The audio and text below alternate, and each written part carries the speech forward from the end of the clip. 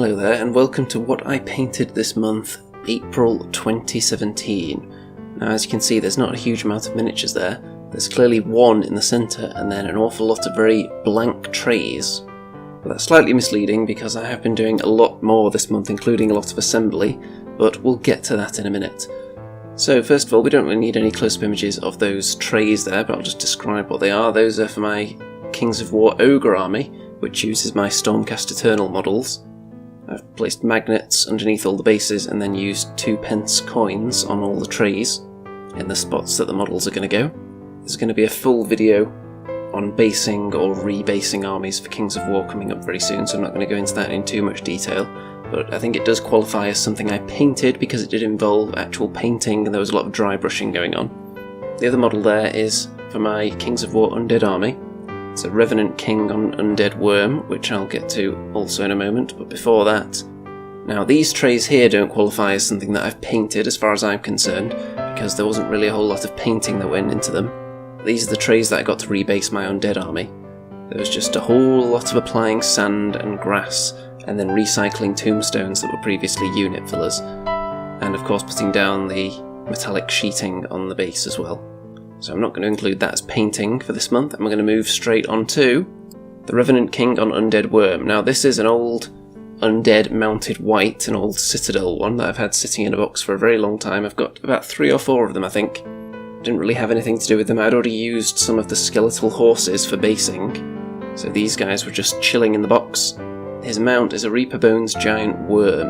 That's W-O-R-M, rather than the mount in the Kings of War rules, which is spelt W-Y-R-M, but the pronunciation is much the same. And yes, I'm aware that a worm and a worm are supposed to be 2 different kinds of creature, before anyone comments on that.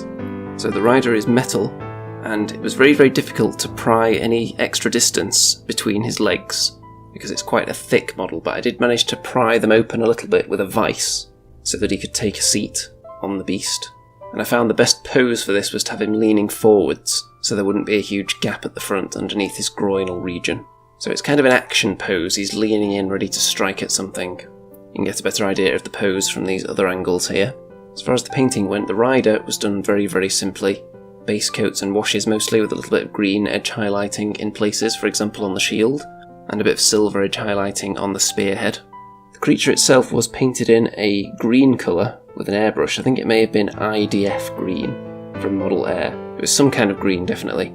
Then I painted several little individual bumps on it in a much brighter green, so they would stand out and break it up a little bit, and then there was a nice wash over that of Agrax Earthshade, and some white dry brushing over the whole thing just to bring out some of the details.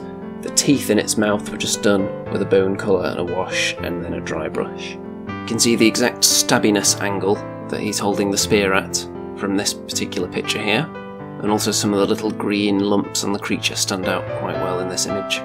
The edges of the base, at some point I'm going to repaint all of my undead models so they don't have green base edges, but it won't be done this month because that's going to be a very long process because I've got just hundreds of infantry and cavalry. I did seek advice from the internet on a way that I could mount him on there, and people suggested maybe cutting into the creature since it's only made of Reaper bones.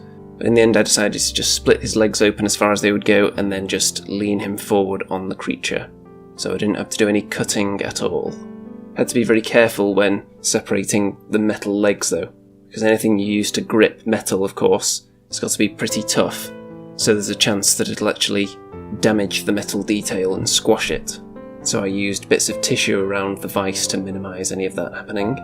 So not much that's classified as being painted this month, but there's been a lot of assembly going on. I'm staring at a ton of fully assembled and partially assembled miniatures in front of me, which you can probably guess are the Caradron Overlords for Age of Sigmar, and I'm hoping I'll get quite a lot of them painted during May, and I assume I probably will, barring any unforeseen circumstances. I don't know how many of them I'm going to paint at a time though, because normally it's very tempting to just sit there and have all 30 infantry in front of you, but then that can take a psychological toll on you every time you look up and see just this vast array of miniatures before you that haven't even been touched with a paintbrush yet. It's quite intimidating, so I might just stick to 10 at a time. We shall see, and then of course there are the big airships as well. Anyway, that's it for this month. Let me know what you've been working on if it's anything interesting, and I'll catch you next time, folks. Ta-ta!